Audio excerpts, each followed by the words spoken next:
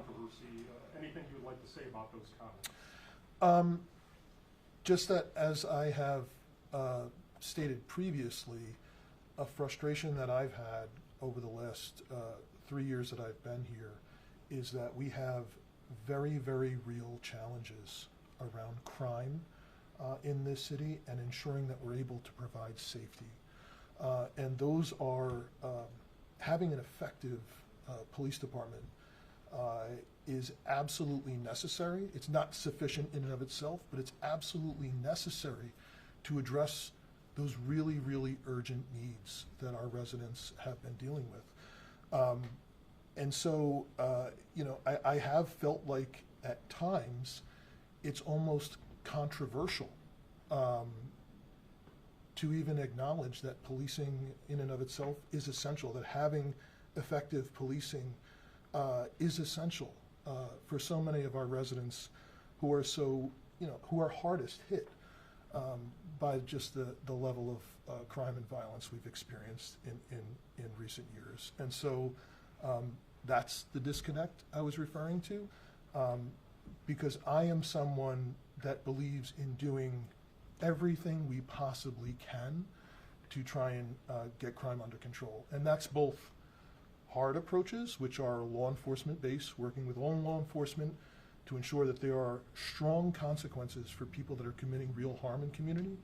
But it's also doing everything that we can on the prevention side to take away some of the opportunities for crime to happen, which has also at times been criticized. When I stood with the Attorney General and said, Kia and Hyundai need to do something about making their cars so easy to be stolen, and that kind of thing. So, you know, my commitment to the people of this community is to do absolutely everything we possibly can to keep people alive here and try and reduce crime.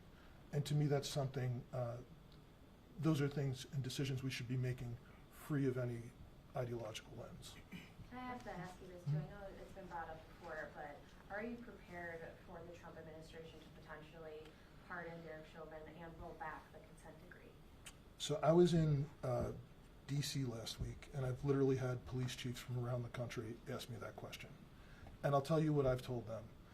There is absolutely no credible information we have to suggest that's going to happen.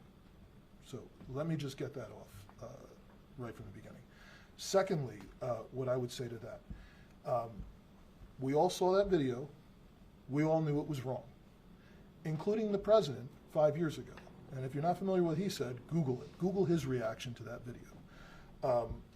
So, you know, while there certainly is no credible information that something like that would happen, of course, because there's all these rumors, we've been in communication with our partners at the state, at the federal level, to ensure that we and all of our partners are prepared in the event that something like that happens and it causes some type of civil disturbance. But to be clear, there is no credible information that something like that is imminent.